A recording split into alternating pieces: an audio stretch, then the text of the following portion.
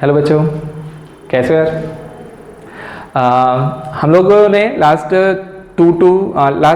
3 lectures हो चुके हैं हमारे, है ना। ये थर्ड वाला लेक्चर आपने अभी अपलोड किया। लास्ट 3 लेक्चर से हम लोग PYQs की सीरीज़ चला रहे हैं, जहाँ पे हम लोग सारे JEE मेंस में पूछे गए जो लास्ट 5 ईयर्स के क्वेश्चंस हैं वो मैं सारे के सारे आपको बाकायदा वीडियो सॉल्यूशंस में सॉल्व करके दे रहा हूँ आपको, है ना।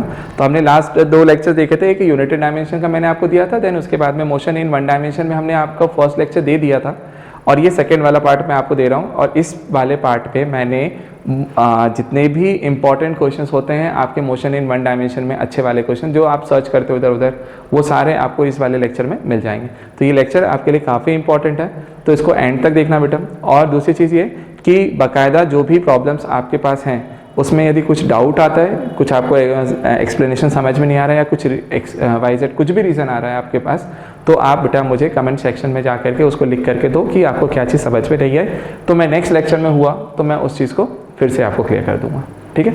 तो टाइम वेस्ट ना करते हुए हम लेक्चर पे आते हैं और लेक्चर को स्टार्ट करते हैं बेटा, ठीक है।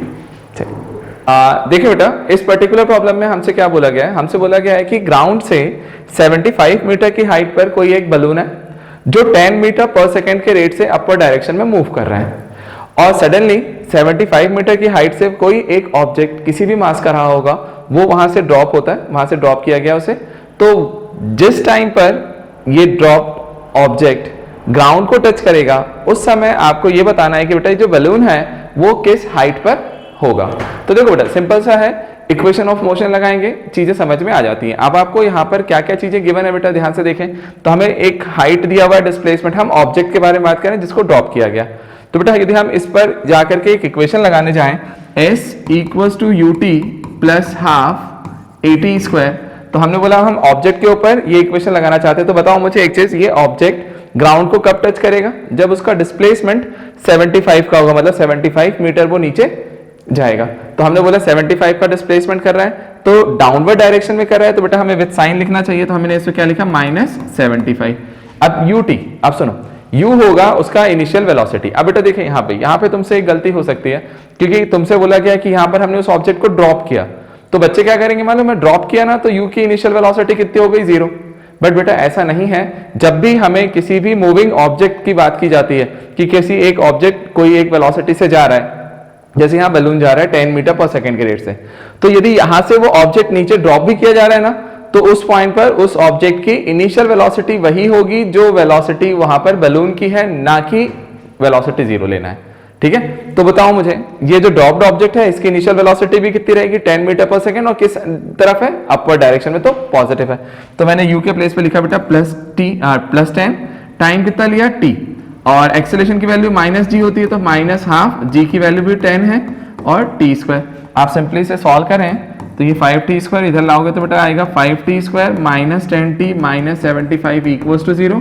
5 से डिवाइड करो बेटा, t² - 2t -15 = 0। और यदि हम इसे सॉल्व करने जाएं तो हमें t की वैल्यू क्या मिल रही होगी, एक मिल रही होगी 5, और एक आ रही होगी -3। अच्छा देखिए बेटा, -3 हमारा टाइम हो नहीं सकता कभी नेगेटिव, है ना, इक्वेशन सॉल्व कर लेना। तो टाइम की वैल्यू -3 नहीं हो सकती, तो हमने बोला टाइम कितना होगा, 5 सेकेंड। तो हमने बोला t = 5 सेकेंड उसको लग जाएंगे इस ड्रॉप्ड ऑब्जेक्ट को ग्राउंड को टच करने में। अब सोचो, इतने में हमारा जो बलून है वो किस हाइट तक पहुंचेगा? तो मैंने बोला हाइट ऑफ बलून जो है h, इनिशियली बताओ, इनिशियली कहां पे था, 75 मीटर पे, तो वो इनिशियली है। तो हमने बोला 75 ये वाला हाइट प्लस क्या करेंगे बेटा, कितना टाइम, 10 मीटर पर सेकेंड से चल रहा है, मतलब 10 मीटर पर सेकेंड मतलब होता है 1 सेकेंड में 10 मीटर की डिस्टेंस ट्रेवल कर रहा है। तो 5 सेकेंड में कितना करेगा, 5 × 10 मतलब 50। तो 5 × 10 तो 50, प्लस ये मिलकर के आंसर इज 125 मीटर। तो बेटा ये मेरे लिए हाइट का फॉर्मूला निकल के आया कि जो बलून है वो अब h = 125 मीटर हाइट पर मुझे मिलने वाला है। तो this is the right answer, चलेगा। तो बेटा कभी भी याद रखें कि जब भी ऐसे वाले क्वेश्चंस आपके पास आते हैं कि कोई एक ऑब्जेक्ट है जो मूविंग ऑब्जेक्ट है, उसमें से किसी ऑब्जेक्ट को हमने ड्रॉप किया, तो हमेशा याद रखना बेटा ड्रॉप्ड ऑब्जेक्ट की इनिशियल वेलोसिटी वही होगी जो उस ऑब्जेक्ट की थी जिसमें से वो जा रहा था। क्लियर है? इस चीज को ध्यान रखो, सब क्वेश्चंस पूछे जाते हैं, नोट करें। नेक्स्ट वाले क्वेश्चंस पे आते हैं। देखिए बेटा, इस पर्टिकुलर प्रॉब्लम में उसने हमसे है ना वेलोसिटी और डिस्प्लेसमेंट के बीच में ग्राफ दिया हुआ है, और ऑप्शन में जो हमें ग्राफ पूछा है वो पूछा है एक्सेलरेशन और डिस्प्लेसमेंट के बीच में, तो हमें एक्सेलरेशन, डिस्प्लेसमेंट और वेलोसिटी के बीच में रिलेशंस देखना पड़ेगा। तो सबसे पहले हम स्टार्ट कहाँ करते हैं, एक्सेलरेशन से आते हैं। मुझे बताइए बेटा एक्सेलरेशन का फॉर्मूला यदि हम लिखने जाएं तो हम लिखते हैं dv/dt, बट बेटा इस पर्टिकुलर केस में क्योंकि हमें टाइम से लेना देना नहीं है, हमारा जो मेन काम है वो डिस्प्लेसमेंट है और वेलोसिटी है, तो हमने क्या किया, dx से मल्टीप्लाई और dx से डिवाइड।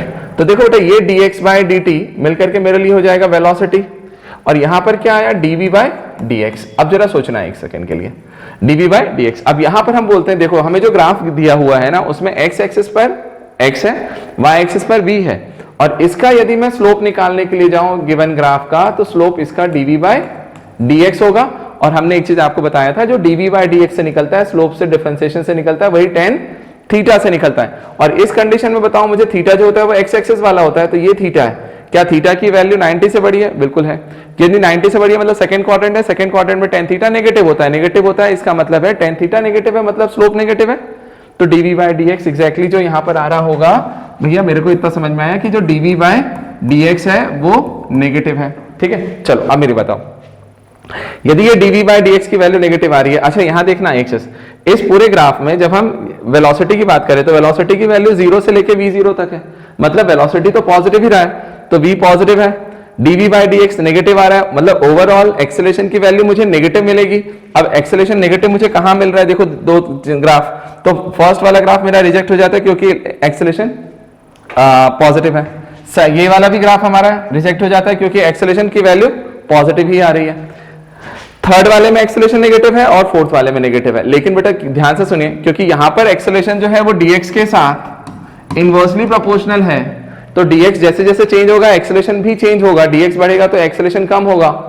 तो हम लोग ये बोलते हैं कि ये कांस्टेंट ग्राफ तो नहीं है, इसका मतलब है कि ये जो थर्ड वाला है इसमें तो एक्सेलरेशन कांस्टेंट है, तो ये वाला मेरा आंसर नहीं है। तो मेरा फाइनली एक ही ऑप्शन बचता है, वो है लास्ट ऑप्शन, और मेरा ये फाइनल आंसर ठीक हो जाएगा। चलेगा, तो ये हमारा फाइनल आंसर है। अब ऐसे क्वेश्चंस को करने की आदत डालो, क्योंकि ऐसे क्वेश्चंस पूछे जाते हैं और अच्छे होते हैं बेटा, ये है ना कहीं देखा जाए तो कई बार एडवांस वगैरह में भी आपको ऐसे वाले प्रॉब्लम्स मिलते हैं। ठीक, नोट करें, नेक्स्ट वाले प्रॉब्लम पे आते हैं। देखिए बेटा, इस पर्टिकुलर प्रॉब्लम में आपको है ना टाइम और डिस्टेंस के बीच में, या डिस्प्लेसमेंट बोल लीजिए, उनके बीच में आपको यहाँ पर एक रिलेशन दिया हुआ है कि t = mx² + nx, और आपसे पूछा क्या क्या है, रिटार्डेशन। अब रिटार्डेशन हमें पता है कि रिटार्डेशन बोले या एक्सेलरेशन बोले, फॉर्मूला तो एक ही लगता है ना, रिटार्डेशन नेगेटिव आता है, बस इतना है।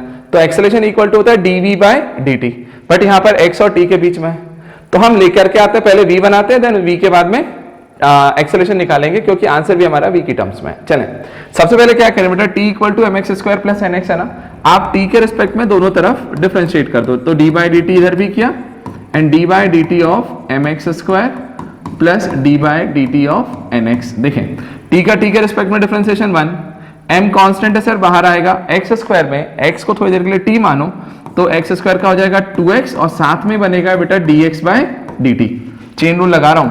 अच्छा, n कांस्टेंट बाहर और यहाँ पे भी dx/dt, तो देखिए बेटा यहाँ से ये 1 = ये हो गया 2mx, और ये dx/dt मतलब v होता है, और यहाँ से भी nv, तो बेटा यहाँ से v का फॉर्मूला निकाला जाए तो 1/2m + n, ये आ जाएगा 2mx + n, तो ये हमारे लिए वेलोसिटी निकल के आई।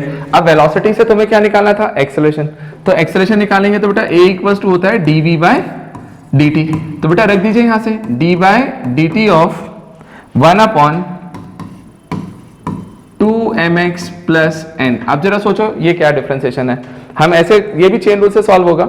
आप t के रिस्पेक्ट में कर रहे हो, 2mx + n को थोड़ी देर के लिए t मान लो, इसको हमने t माना, जैसे हम t मानेंगे तो 1/t का डिफरेंशिएशन क्या होता है, -1/t², तो मैंने लिखा -1/2mx + n का स्क्वायर, है ना, -1/t²। फिर जिसको मानते थे उसका डिफरेंशिएशन करते थे, इसका डिफरेंशिएशन करने जाएंगे बेटा ना, तो आपको मिलेगा 2m, और साथ में x का डिफरेंशिएशन करोगे तो dx/dt, और n का डिफरेंशिएशन क्या हो जाएगा, n का डिफरेंशिएशन तो 0 ही हो जाना है। ठीक है, तो इतना हो गया। अब जरा सोचिए क्या आ रहा है, देखो -1/2mx + n, ये क्या था v, तो 1/2mx + n का स्क्वायर है, मतलब ये v² हो गया, तो -v²। यहां से सिंपल क्या आया, 2m, और dx/dt भी क्या होता है v, मतलब फाइनल फॉर्मूला -2mv क्यूब। और देखो माइनस साइन ये बता रहा है कि ये जो एक्सेलरेशन है वो नेगेटिव है, मतलब रिटार्डेशन है, और रिटार्डेशन की वैल्यू उसने पूछी थी। तो मेरा जो आंसर निकल के आ रहा है फाइनल ना, वो हमारा क्या आ रहा है 2mv³, मतलब ये सेकंड वाला ऑप्शन करेक्ट। चलेगा, नोट करें। देखो बेटा, ये प्रॉब्लम हमारे लिए एक बहुत ही इंपॉर्टेंट प्रॉब्लम है और बहुत ज़्यादा पूछा जाने वाला भी क्वेश्चन है, और साथ में ये वो प्रॉब्लम है जहाँ पर बच्चों को सबसे ज़्यादा डाउट भी आ जाता है, कई बार हम फंस जाते हैं। एक्चुअल में देखिए प्रॉब्लम बहुत डिफिकल्ट नहीं होता, प्रॉब्लम आसान है, बट हम उसे समझ नहीं पाते, हम लगाते गलत हैं और हमारे आंसर्स गलत आते हैं, देन हम बोलते हैं कि यार प्रॉब्लम टफ है। तो ऐसा कुछ नहीं है, प्रॉब्लम आसान है, बट समझना पड़ेगा यार आपको, है ना। देखो मैं तुम्हें इस प्रॉब्लम को एक्सप्लेन करता हूँ कि क्या एग्जैक्टली प्रॉब्लम में बोला क्या गया है और हमें निकालना क्या है। ध्यान से देखें, हमसे ऐसा बोला गया कि हम एक टेप की बात कर रहे हैं, मतलब नल के बारे, शावर की बात कर रहे हैं। सपोज करो बेटा हमने यहाँ पे एक शावर बनाया है, यहाँ पे कुछ इस तरीके से कि ये रहा, और इस शावर के थ्रू यहाँ से वाटर ड्रॉपलेट्स नीचे ड्रॉप हो रही हैं। तो हमसे ये बोला गया कि यहाँ पर एक हाइट है 9.8, यहाँ पर हमने क्या बना लिया बेटा, ये ग्राउंड। तो हमसे ये बोला गया कि यहाँ से जो शावर है वो 9.8 मीटर की हाइट पर है, तो हमने उसे कैपिटल H से डिनोट कर दिया कि यार मान लो बेटा ये पूरा डिस्टेंस हमारे लिए कितना रहा होगा, 9.8 मीटर। अब देखिए यहाँ से नोजल से जो वाटर ड्रॉपलेट्स है वो एक रेगुलर टाइम इंटरवल के बाद ड्रॉप हो रहा है। रेगुलर टाइम इंटरवल का मतलब जानते हो, मतलब एक फिक्स टाइम कि यदि 1 सेकंड के बाद हो रहा है तो पहला वाला गिरा, उसके 1 सेकंड के बाद दूसरा, उसके 1 सेकंड के बाद तीसरा। तो हम लोग बोले रेगुलर टाइम इंटरवल से यहाँ से वाटर ड्रॉपलेट्स नीचे आ रही हैं। तो हमसे ये बोला गया कि यहाँ से जो फर्स्ट वाली वाटर ड्रॉपलेट थी जो ड्रॉप हुई, और जब हमारा फर्स्ट वाटर ड्रॉपलेट कहाँ पर है, ग्राउंड को स्ट्राइक करेगा, जब फर्स्ट वाटर ड्रॉपलेट, ये फर्स्ट वाला है, जब फर्स्ट वाटर ड्रॉपलेट ग्राउंड को स्ट्राइक करेगा उस टाइम पर इसका थर्ड वाला वाटर ड्रॉप स्टार्ट करता है फॉल होना। मतलब यहां से हम यदि देखने के लिए जाएं तो हम लोग ये बोलेंगे कि जो थर्ड वाला वाटर ड्रॉप है वो यहां से अभी निकला होगा। ये मेरा कौन सा वाला होगा, ये थर्ड।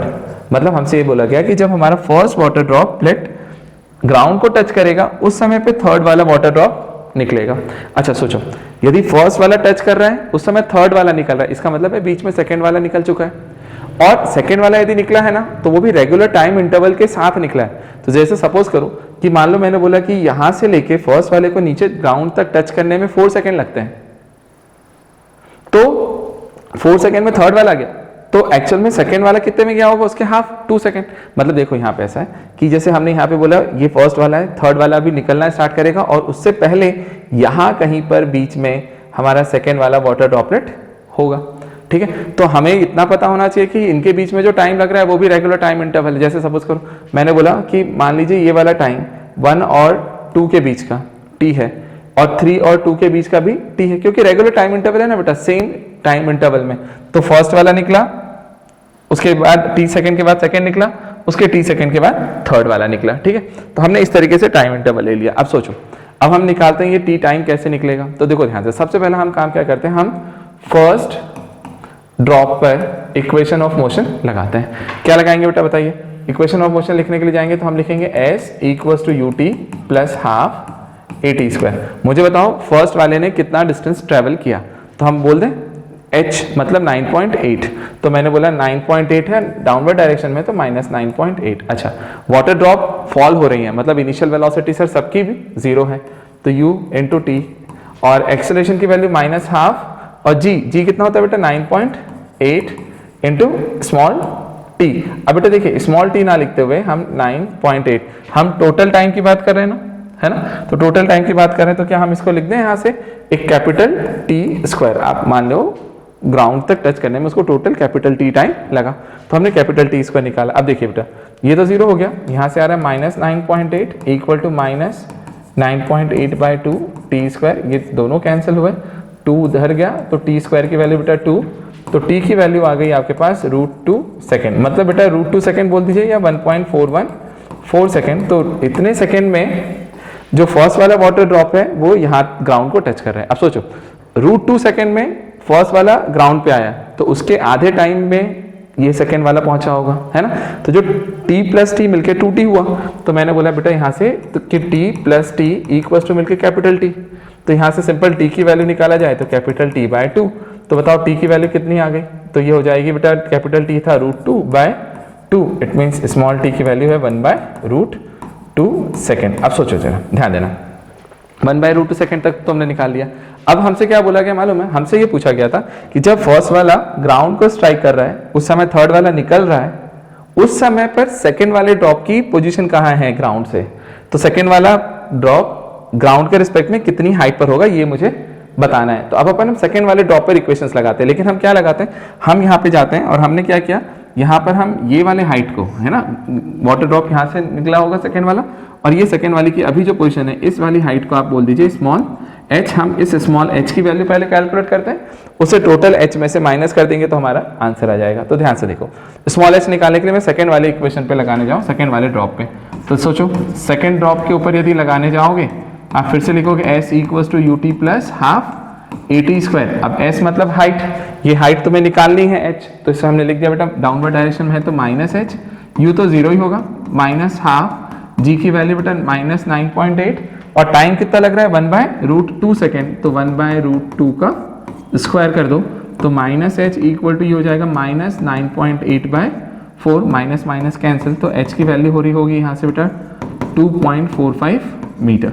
अब देखो h की वैल्यू कितनी निकल के आई 2.45 मीटर, और ये h ये वाला है, तो हमसे क्या पूछा गया था कि जो सेकेंड वाला वाटर ड्रॉप है वो वाटर ग्राउंड के रिस्पेक्ट में कितनी हाइट पर होगा, तो ग्राउंड के रिस्पेक्ट में जो इसकी हाइट है ना सेकेंड वाले वाटर ड्रॉप की, ये वाली हाइट कितनी होगी बेटा, कैपिटल H में से स्मॉल h को माइनस कर दीजिए, तो कैपिटल H आपका कितना है बेटा, तो यहाँ पे देखो इसकी वैल्यू यदि हम कैलकुलेट करने के जाए तो कैपिटल H 9.8 माइनस 2.45, और इसे सॉल्व करेंगे तो अपना आंसर आ रहा होगा 7.35 मीटर।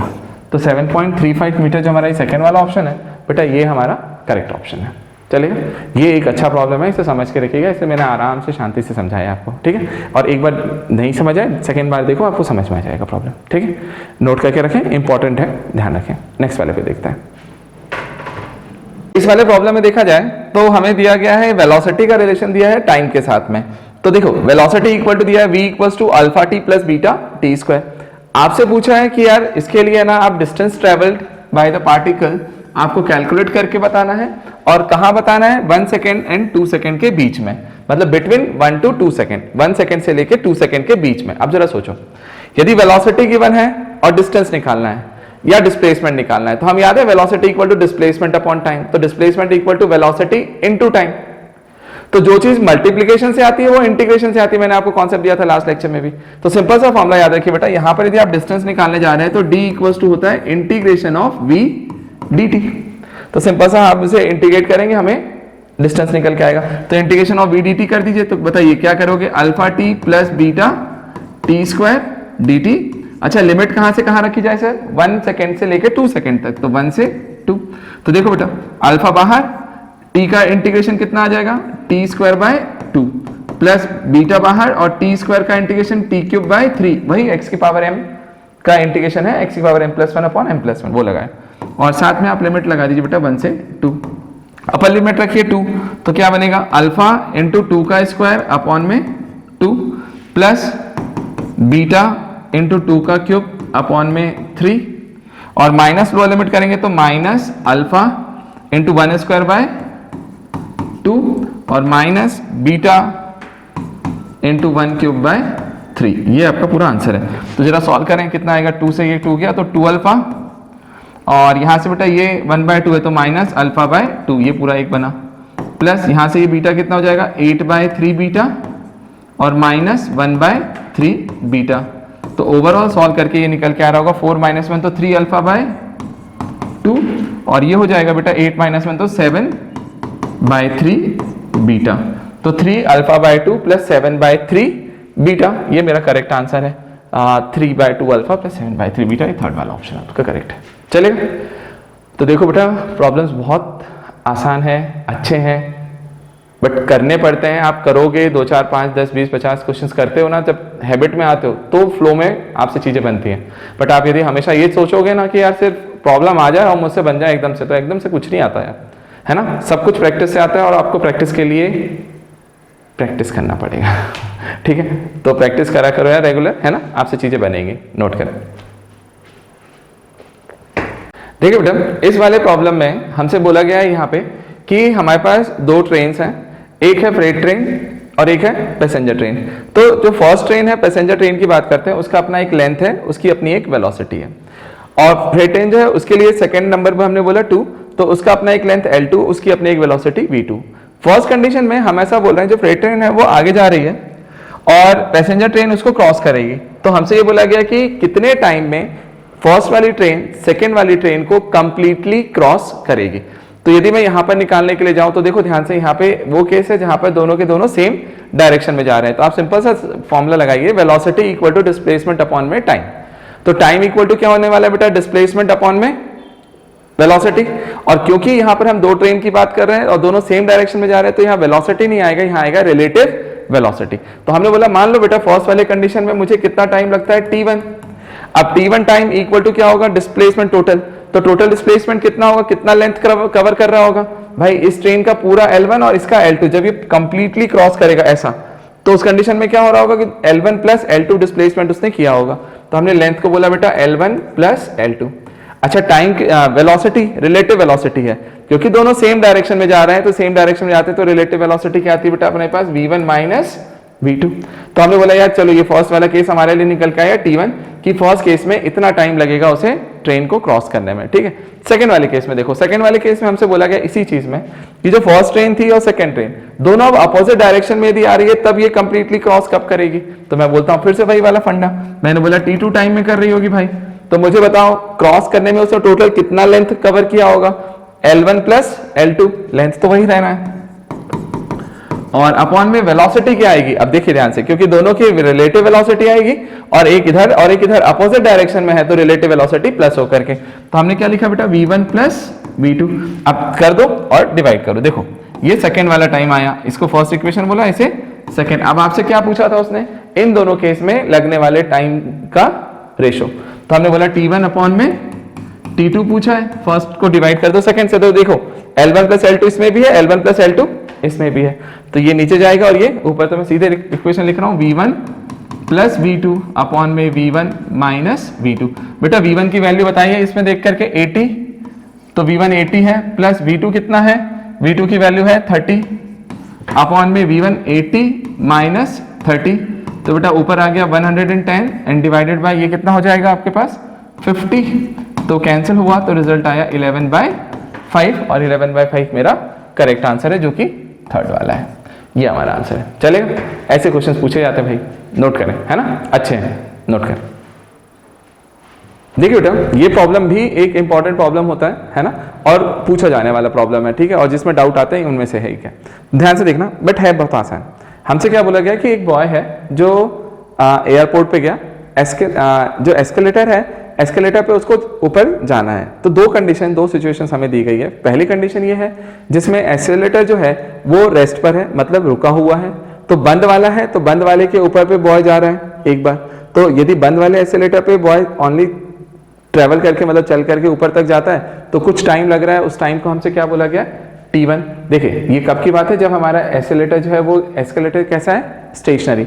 एस्केलेटर यदि स्टेशनरी है तो उस टाइम पर उस बॉय को जो टाइम लग रहा है वो कितना लग रहा है, T1। तो हमने ऐसा बोला, सोचिए हम टाइम के बारे में बात करें तो हम सिंपल सा फॉर्मूला एक ही लगाने वाले बेटा यहाँ पे, वो है speed equals to distance upon time. तो यहाँ से यदि देखा जाए हम टाइम के बारे में कैलकुलेशन करें तो time equals to distance upon में स्पीड हो जाना है। अब सोचो जरा, हमने बोला पहला वाला टाइम T1, ये कब है, जब स्टेशनरी है कौन, एस्केलेटर। तो एस्केलेटर यदि स्टेशनरी है तो उस समय पे हमने बोला T1 इक्वल टू कितना डिस्टेंस ट्रैवल किया होगा, बताओ बॉय ने। तो बॉय ने ट्रैवल किया, सीधा सीधा गया। तो मान लीजिए सपोज करें कि उसकी लेंथ कितनी है, L, है ना, और कितनी स्पीड से गया होगा मुझे नहीं मालूम। तो मैंने बोला कि सिंपल सा इस समय बोलते हैं V और B।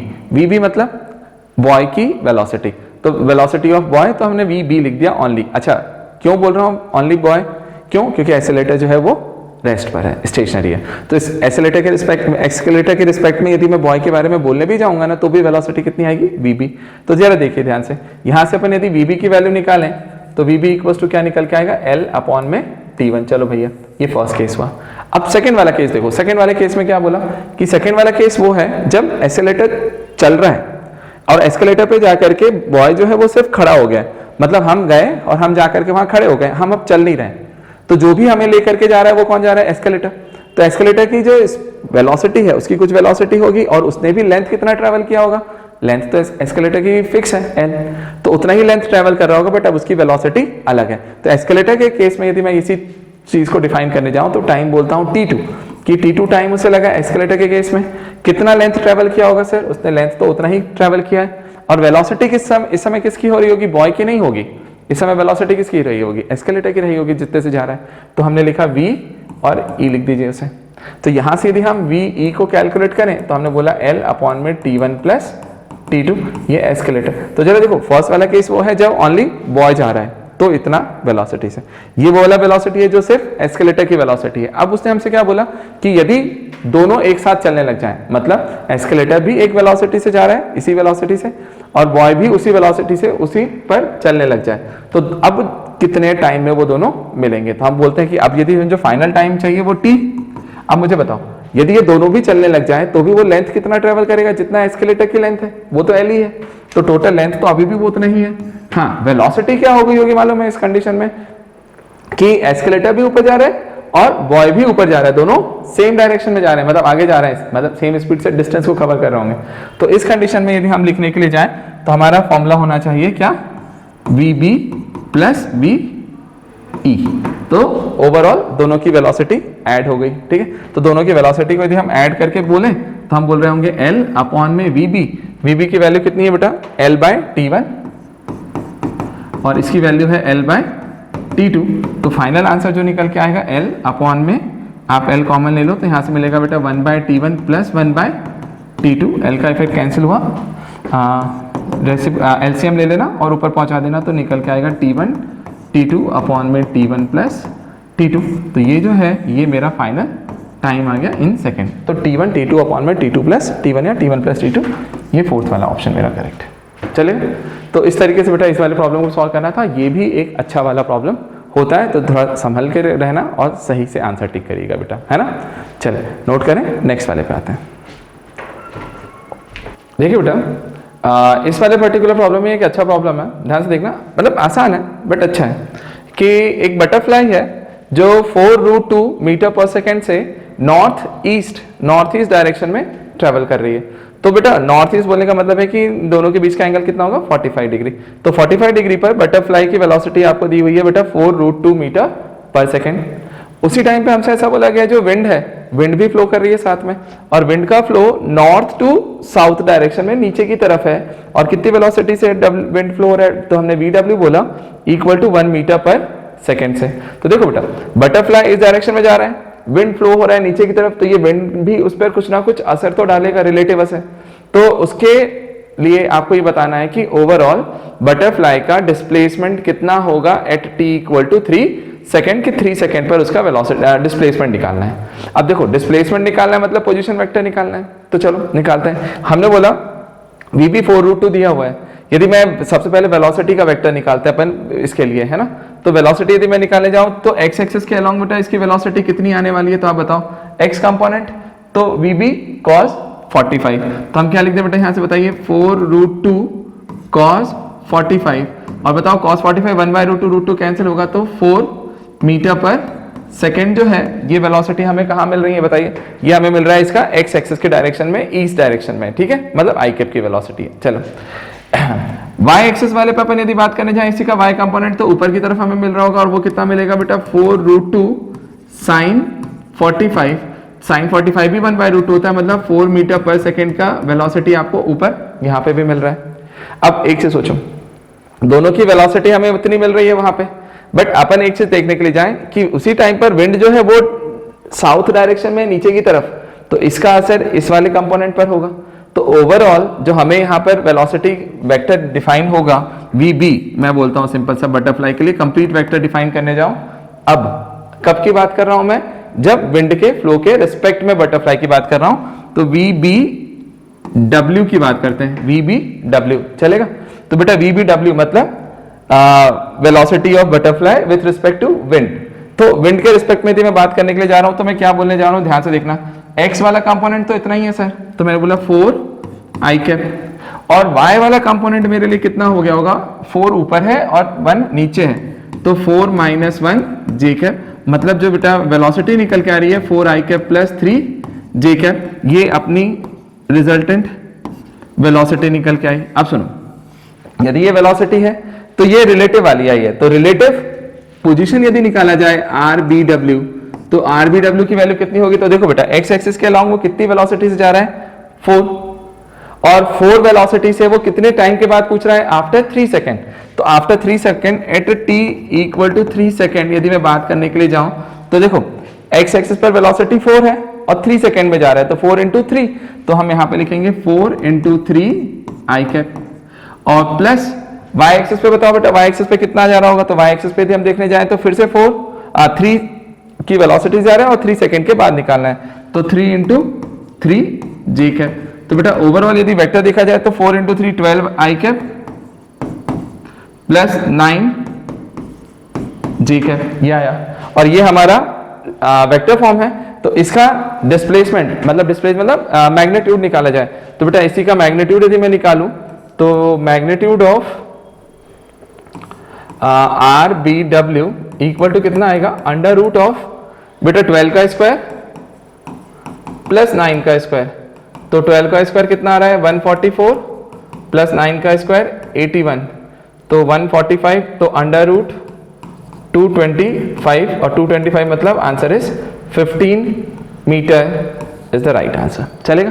तो 15 मीटर बेटा मेरे लिए करेक्ट आंसर निकल के आ रहा है, तो आपका आंसर 4th वाला है। चलेगा? नोट करें। अच्छा प्रॉब्लम, इस वाले प्रॉब्लम में आपसे क्या दिया गया है? Position, velocity and acceleration with respect to time, मतलब पोजीशन, वेलोसिटी और एक्सेलरेशन तीनों के ग्राफ आपको दिए हुए हैं टाइम के रिस्पेक्ट में 4 ऑप्शंस में। आपसे ये पूछा गया है कि बताओ कौन सा वाला प्रॉपरली मतलब उसको रिप्रेजेंट कर रहा होगा, किस चीज को? कांस्टेंट एक्सेलरेशन वाला पार्ट। मतलब हम यदि देखने जाएं तो इसमें कौन सा ग्राफ ऐसा है जो कांस्टेंट एक्सेलरेशन को रिप्रेजेंट कर रहा है प्रॉपरली। ठीक है, तो हम एक्सेलरेशन के बारे में बात कर रहे हैं, तो अब एक काम करते हैं बेटा, हम सबसे पहले कुछ छोटे से कॉन्सेप्ट पे जाते हैं जो मैंने तुम्हें पहले भी बता के रखा है, फिर से मैं एक बार रिपीट करता हूं, ध्यान से देखना। याद है, कभी भी डिस्प्लेसमेंट और टाइम के बीच में यदि मुझे ग्राफ दिया जाए तो हम लोग बोलते थे यदि मैं उसके किसी भी पॉइंट पर टेंजेंट ड्रॉ करूं और उसका tan थीटा निकालूं, तो जो tan थीटा होता था वो स्लोप होता था, वही डिफरेंशिएशन से आता था, मतलब ds/dt से आता था, और उस चीज को हम बोलते थे वेलोसिटी। तो यदि मैं डिस्प्लेसमेंट टाइम ग्राफ में tan थीटा की वैल्यू निकालूं तो वो वेलोसिटी देगा। वहीं पर वेलोसिटी टाइम ग्राफ में यदि मैं बात करने के लिए जाऊं तो वेलोसिटी टाइम ग्राफ में tan थीटा की वैल्यू कितना क्या दे रहा होगा? एक्सेलरेशन देता है। क्यों? क्योंकि v/t से एक्सेलरेशन निकलता है। ठीक है, तो सुनो ध्यान से, इतना सा कॉन्सेप्ट लेकर के अब मैं ना हर ग्राफ में जाकर के पहले एक्सेलरेशन को फाइंड करता हूं कि एक्सेलरेशन कैसा है। तो ध्यान से देखो बेटा, सबसे पहली चीज फर्स्ट वाले केस में देखें, सिर्फ एक्सेलरेशन टाइम ग्राफ पे आओ, टाइम के रिस्पेक्ट में एक्सेलरेशन की वैल्यू थ्रू आउट कांस्टेंट है। तो भैया मैंने बोला यार यहाँ पर a जो है वो मेरे लिए कांस्टेंट वाला पार्ट चल रहा है। ठीक है, चलेगा। इस वाले ग्राफ में थर्ड वाले में देखा जाए तो यहाँ पर भी a की वैल्यू कांस्टेंट है क्योंकि वो टाइम के साथ चेंज नहीं हो रही, सेम ग्राफ है। यहाँ पर भी बेटा a आपका कांस्टेंट है और यहाँ पर भी a आपका कांस्टेंट है। तो तीनों ही कंडीशन में, चारों ही कंडीशन में थर्ड वाला एक्सेलरेशन टाइम ग्राफ तो कांस्टेंट एक्सेलरेशन को ही रिप्रेजेंट कर रहा है, मतलब इसके अकॉर्डिंग तो चारों ही सही हो जाएंगे, बट अभी अपन बाकी देखेंगे तो रिजेक्ट करेंगे। अब ध्यान से देखो, अब एक्सेलरेशन वाले पार्ट पे आओ। इसमें फर्स्ट वाले में यदि मैं एक्सेलरेशन देखने जाऊं तो देखो बेटा वेलोसिटी टाइम ग्राफ है, यदि मैं कहीं पर भी थीटा बनाने के लिए जाऊं एक्स एक्सिस के साथ, तो ये थीटा मुझे मालूम है थ्रू आउट पूरे ग्राफ में थीटा की वैल्यू कांस्टेंट रहने वाली है ना, एक ही जगह, यदि 30 है तो 30 ही रहेगा। तो यदि थीटा कांस्टेंट है तो tan थीटा कांस्टेंट मतलब एक्सेलरेशन कांस्टेंट। तो भैया मैंने बोला कि ये एक्सेलरेशन यहां पर जो मुझे मिल रहा है ये भी मुझे एक्सेलरेशन कांस्टेंट ही मिल रहा है, राइट। चलो इस वाले ग्राफ में आओ, थर्ड वाले में। यहां पर देखा जाए तो बेटा हर पॉइंट पर यदि आप टेंजेंट बनाने के लिए जाओगे तो जो टेंजेंट की वैल्यू है वो सब जगह पर अलग है, तो थीटा भी अलग अलग होगा, और थीटा की वैल्यू अलग है तो tan थीटा अलग है, tan थीटा अलग है तो एक्सेलरेशन अलग है, डिफरेंट है। मतलब यहां पर जो एक्सेलरेशन आ रहा है वो बेटा मेरे लिए एक वेरिएबल एक्सेलरेशन वाला केस होगा, ये कांस्टेंट एक्सेलरेशन तो बिल्कुल नहीं है, कतई नहीं है। चलो थर्ड वाले केस में आते हैं, यहाँ पे सेकंड वाले में जो भी है। तो इसमें यदि हम देखें तो वेलोसिटी और टाइम के बीच में बेटा फिर से मुझे थीटा जो दिख रहा है वो एक कांस्टेंट एंगल दिख रहा है क्योंकि वो बदलेगा नहीं। अब थीटा चेंज नहीं हो रहा है तो यहाँ पर भी एक्सेलरेशन मेरे लिए कैसा हो गया? कांस्टेंट। ठीक, अब देखो ये भी हमारे अच्छे काम का है। अब सुनो, यहाँ वाले केस में हम बात करने के लिए जाएं तो मुझे बताओ यहाँ पर एक्सेलरेशन की वैल्यू कैसी हो रही होगी? तो ध्यान से देखिएगा बेटा, यहाँ पर भी यदि मैं एक्स एक्सिस के साथ एंगल कहीं भी देखूंगा तो लाइन तो एक ही है, तो थीटा हमेशा कांस्टेंट ही रहेगा। तो मैंने बोला भैया ए जो है वो मेरे लिए कांस्टेंट आ रहा है, हाँ, बट एक चीज है, कि कहीं पर भी आप एक्स एक्सिस के साथ एंगल देखोगे ना तो वो 190 से बड़ा होगा, मतलब सेकंड क्वाड्रेंट में है tan थीटा सेकंड क्वाड्रेंट में है, मतलब नेगेटिव स्लोप के साथ जा रहा है, तो एक्सेलरेशन की जो वैल्यू आ रही है ना बेटा वो मेरे लिए कैसी आ रही है, नेगेटिव। अच्छा इस केस में एक्सेलरेशन कैसा है, थीटा हमारा 90 से छोटा है तो एक्सेलरेशन हमारा पॉजिटिव है, स्लोप पॉजिटिव स्लोप वाला है। यहां पर भी हम यदि बात करें जाए तो ए की वैल्यू कैसी है, पॉजिटिव है। चलो भाई अब मुझे बताओ, यहां से सबसे पहले हमने कुछ और ऑप्शन से कुछ तो रिजेक्ट मारे। सबसे पहली चीज वेरिएबल वाला केस मिला, थर्ड वाला, तो हमने बोला भैया थर्ड वाला तो हटे ही दो क्योंकि एक में मैच नहीं कर रहा है। अब मुझे बताओ बाकी के बचे तीन, अब इन तीनों में देखो एक्सेलरेशन हर जगह पर कांस्टेंट है, दो ऐसे केस है जहां पर एक्सेलरेशन पॉजिटिव है और एक ऐसा केस है जहां पर एक्सेलरेशन मेरा नेगेटिव है। अपन आगे बढ़ते हैं, अब समझते हैं। अब सुनिए ध्यान से, अब मैंने बोला डिस्प्लेसमेंट टाइम ग्राफ में एक्सेलरेशन पे जाना है, तो ध्यान से सोचो बेटा, डिस्प्लेसमेंट टाइम ग्राफ में यदि आप एक्सेलरेशन पे जाना चाहते हो तो डिस्प्लेसमेंट को एक बार डिफरेंशिएट करेंगे तो वेलोसिटी आएगा, अगली बार डिफरेंशिएट करेंगे तो एक्सेलरेशन आएगा। तो यहां से सोचो बेटा, यहां पर यदि हम देखने के लिए जाएं फर्स्ट वाले में, क्या ये ग्राफ पैराबोलिक है, हाँ से, और यदि पैराबोलिक है तो हम उसका एक स्टैंडर्ड इक्वेशन एक्स स्क्वायर के टर्म्स में प्रोपोर्शनल ले सकते हैं। मतलब मैं यहां से बोलता हूं जो एक्स है displacement is directly proportional to T square हो रहा होगा। जनरली इक्वेशन क्या लिखी जाती है, y equal to A X square plus B X plus C. तो हम सिंपल अभी हम उसमें सिंपल तरीके से ले रहे हैं, तो हमने बोला x is directly proportional to T square बोल दो। अब बताओ यदि हम बोलते हैं डिस्प्लेसमेंट टी स्क्वायर के प्रोपोर्शनल है तो वेलोसिटी v क्या होगा, dx बाई dt, डिफरेंशिएट करेंगे तो सर वो क्या आ रहा होगा 2t, और एक्सेलरेशन जो आ रहा होगा एक बार और करोगे तो आंसर में 2t की वैल्यू सिंपल 2 हो जाएगी। अब सोचिए जरा ध्यान से, सिंपल सा बात सोचो, यदि मैं यहां पे बात करने जाऊं तो मैं ऐसा बोल रहा हूं कि देखो ध्यान से, इस पर्टिकुलर केस में यहां पर x की वैल्यू कैसी है, पॉजिटिव। x यदि मेरे लिए पॉजिटिव है और टाइम भी मेरे लिए पॉजिटिव है तो मैं यहां से बोलता हूं v is directly proportional to 2t, time के साथ। टाइम को पॉजिटिव लोगे तो वेलोसिटी भी पॉजिटिव आएगी, वेलोसिटी भी पॉजिटिव आ रही है और साथ में एक्सेलरेशन भी 2 दे रहा है, मतलब पॉजिटिव दे रहा है। तो वेलोसिटी भी पॉजिटिव और एक्सेलरेशन भी पॉजिटिव, तो ऐसा कौन सा केस है जिसमें वेलोसिटी भी पॉजिटिव है और एक्सेलरेशन भी पॉजिटिव है। अच्छा यहां पे देखो, ये जो फर्स्ट वाला केस है यहां पर वेलोसिटी भी पॉजिटिव है, ऊपर की तरफ है, और एक्सेलरेशन भी पॉजिटिव है। इसमें भी देखो वेलोसिटी पॉजिटिव और एक्सेलरेशन पॉजिटिव, लेकिन ये फोर्थ वाले में देखो वेलोसिटी तो पॉजिटिव है, नीचे जा रही है, नीचे जा रही है मतलब कम हो रही है लेकिन पॉजिटिव है, लेकिन एक्सेलरेशन नेगेटिव है। तो हमें एक्सेलरेशन नेगेटिव नहीं चाहिए, हमें एक्सेलरेशन पॉजिटिव चाहिए था, तो हमने बोला ये वाला केस हट जाएगा। क्यों हट जाएगा, क्योंकि देखो इसका भी ग्राफ वही है जो इसका है, तो इसके लिए भी एक्सेलरेशन पॉजिटिव होना चाहिए था, बट ये वाला केस हमारा रिजेक्ट हो गया। तो चलो भैया हमारा ये वाला केस भी रिजेक्ट हो गया, तो अब बचा कौन सा वाला, अभी भी दो ऑप्शन में है। कौन से दो ऑप्शन में है, एक फर्स्ट वाला और एक ये सेकंड वाला। अब देखो यहां पर देखो पोजीशन है, पोजीशन में यहां पर x है, x की वैल्यू थीटा, आप सिंपल सा थीटा बोलो, थीटा जो भी होगा क्या वो कांस्टेंट है, थीटा की वैल्यू कांस्टेंट है तो tan थीटा कांस्टेंट, और dx बाई dt से tan थीटा क्या देता है, वेलोसिटी। तो बेटा यहाँ वेलोसिटी की वैल्यू कांस्टेंट है तो एक्सेलरेशन क्या होगा, एक्सेलरेशन होता है चेंज इन वेलोसिटी, तो यहाँ एक्सेलरेशन की वैल्यू तो जीरो हो गई ना, क्योंकि वेलोसिटी कांस्टेंट है तो एक्सेलरेशन जीरो। तो ये एक्सेलरेशन जीरो वाला केस हो गया, लेकिन मुझे एक्सेलरेशन कांस्टेंट चाहिए था, इसके कारण से बेटा ये वाला भी मेरा रिजेक्ट हो जाएगा। तो फाइनली एक ही ऑप्शन बचता है और वो मेरा ऑप्शन कौन सा है, फर्स्ट वाला। तो मुझे फर्स्ट वाला ऑप्शन यहाँ पे टिक करना होता है और आपको आगे बढ़ना है। तो देखो बेटे ग्राफ वाले क्वेश्चंस बहुत अच्छे होते हैं, कहीं ना कहीं आपके लॉजिक्स यूज करते हैं, फंडे यूज करते हैं। और बताओ मैं आपसे सिंपल सा इतना सा बोलता हूँ, वो स्लोप का कॉन्सेप्ट आपने यदि अच्छे तरीके से समझ के रखा है तो आपसे सारे क्वेश्चंस बनते हैं बेटा अच्छे वाले, बट लॉजिक्स आने चाहिए, ठीक है। नोट करें, नेक्स्ट पे आते हैं।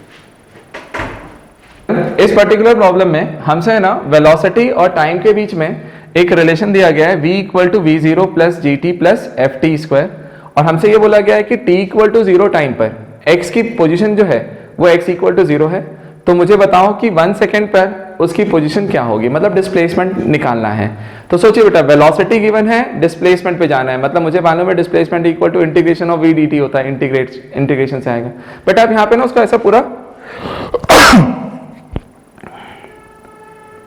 बट आप यहाँ पे है ना उसको हमेशा ऐसा पूरा लिखा करो बेटा, v equal to dx by dt होता है। तो चलिए बेटा dx इक्वल टू क्या हो जाएगा, v dt, और इससे यदि आपको x निकालना है तो इंटीग्रेशन करेंगे बोथ साइड, तो integration of dx equal to integration of v dt। अब बेटा लिमिट सही लगाइए, देखिए ध्यान से, हमसे बोला गया इनिशियली जब टाइम की वैल्यू जीरो थी, t जीरो था, यहाँ t के रिस्पेक्ट में इंटीग्रेट कर रहे हैं, तो उस समय x की वैल्यू भी जीरो है।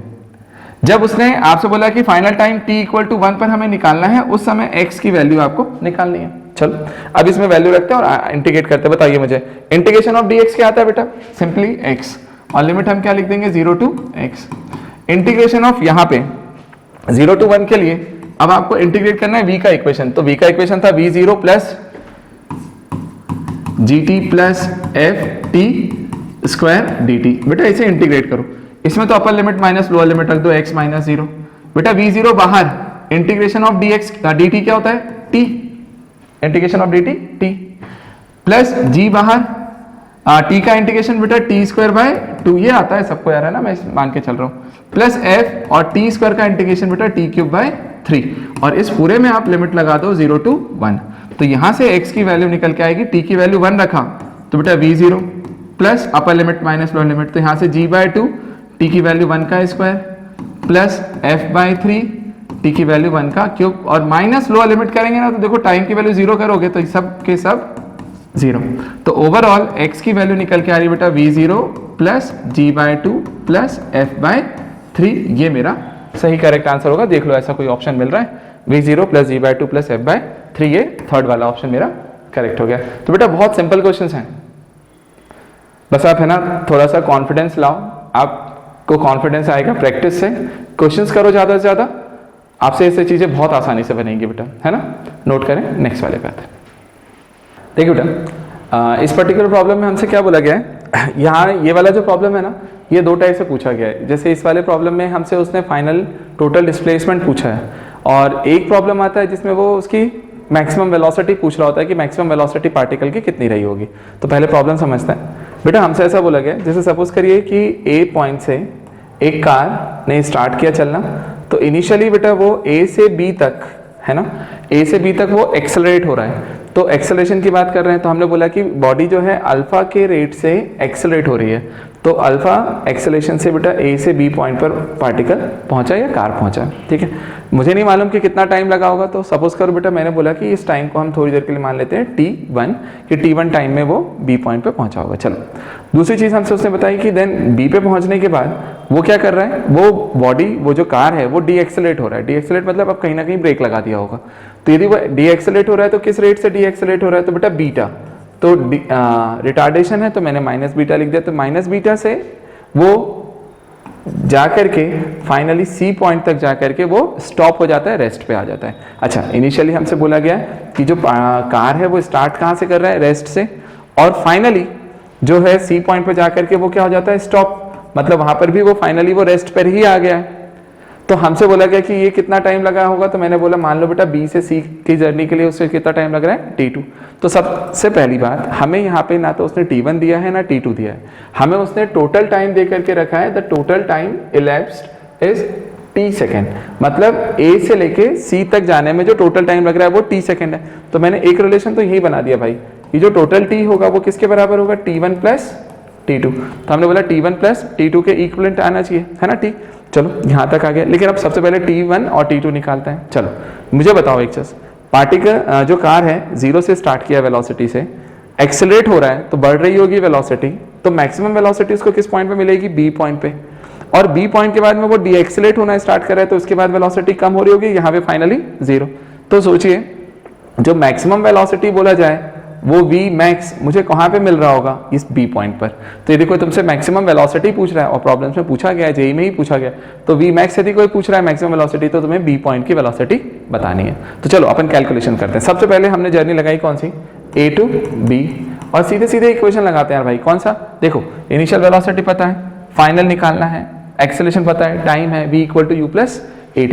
तो मैंने सिंपल लगाया बेटा v equal to u plus at। जरा सोचो, v means final velocity, final velocity b point की है तो मैं उसको v मैक्स बोल देता हूँ सीधे, ठीक। Equal to u, initial velocity, rest पे था बॉडी, एक्सेलरेशन कितना रहा होगा बेटा, तो एक्सेलरेशन की वैल्यू उसने बोली है अल्फा, और टाइम कितना लिया उसने t1। तो मैंने यहाँ से t1 की वैल्यू कैलकुलेट करी, तो वो मुझे निकल के आ रही बेटा v मैक्स बाय अल्फा। तो v मैक्स बाय अल्फा जो निकल के आया वो मेरा t1 है, चलेगा। चलो अब आ जाओ b से c वाली जर्नी पे। अब b टू c जर्नी पे देखें तो वहां पर डी एक्सेलरेट हो रही है बॉडी, तो उसका रिटार्डेशन कितना है, बीटा का।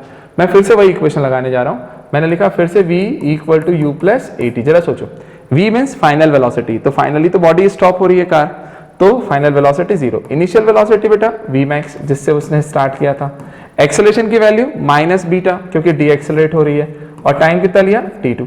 तो यहां से इधर लेकर के जाऊं तो t2 की वैल्यू निकल के आएगी बेटा वी मैक्स बाय बीटा।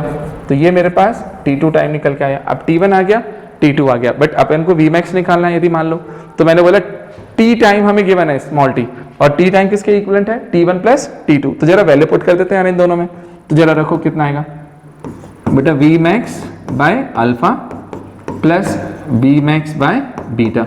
और यदि मैं इसको कैलकुलेट करने जाऊं तो वी मैक्स आप कॉमन ले लो, तो यहां से निकल के आ रहा होगा 1 bye alpha plus 1 by beta. It means ये बन रहा है तुम्हारे पास वी मैक्स, एलसीएम ले लो तो ऊपर आएगा अल्फा प्लस बीटा अपॉन में अल्फा बीटा, ठीक है। और ये किसके बराबर आ रहा है टाइम t, और ये देखो t टाइम में यहाँ पे पार्टीशन कर देता, समझ जाना यार, है ना। तो ये यहाँ पे आया, ये स्मॉल t की वैल्यू आ गई ये पूरी। तो जरा सोचिए यहाँ से यदि मैं इसको कैलकुलेट करने के लिए जाऊँ तो वी मैक्स की वैल्यू मेरे पास जो निकल के आ रही होगी वो वी मैक्स कितना आएगा, वी मैक्स इक्वल टू इधर चला जाए तो अल्फा बीटा अपॉन में alpha plus beta into T. तो ये हमारे पास वी मैक्स की वैल्यू निकल के आई। तो देखो बेटा फर्स्ट आंसर तो मेरे पास आ गया वी मैक्स की। जब भी वो यदि प्रॉब्लम में मैक्सिमम वेलोसिटी पूछता है तो मैक्सिमम वेलोसिटी की वैल्यू ये निकल के आई। बट मेरा टारगेट यहाँ पर सर मैक्सिमम वेलोसिटी कतई नहीं है, यहाँ पर मेरा टारगेट था टोटल डिस्प्लेसमेंट निकालने का, है ना। अब टोटल डिस्प्लेसमेंट यदि आप निकालना चाहते हो इस वाले पोर्शन में तो अपन एक डिस्प्लेसमेंट निकाल लेते हैं S1, एक निकाल लेते हैं S2 और दोनों की वैल्यूज को ऐड कर। अब देखिए बेटा इसमें अपन S1 और S2 के कैलकुलेशन पे जाते हैं, ठीक है। अब S1 जो है हमें कहाँ मिलेगा, A से B के लिए। तो देखो बेटा मैं A to B जर्नी पे बात करता हूँ। A से B वाले पे अपन इक्वेशन लगाने जाए तो कौन सा बताएं। देखो initial velocity 0, final velocity V max, acceleration पता है, डिस्प्लेसमेंट निकालना है, थर्ड इक्वेशन ऑफ मोशन लगाइए।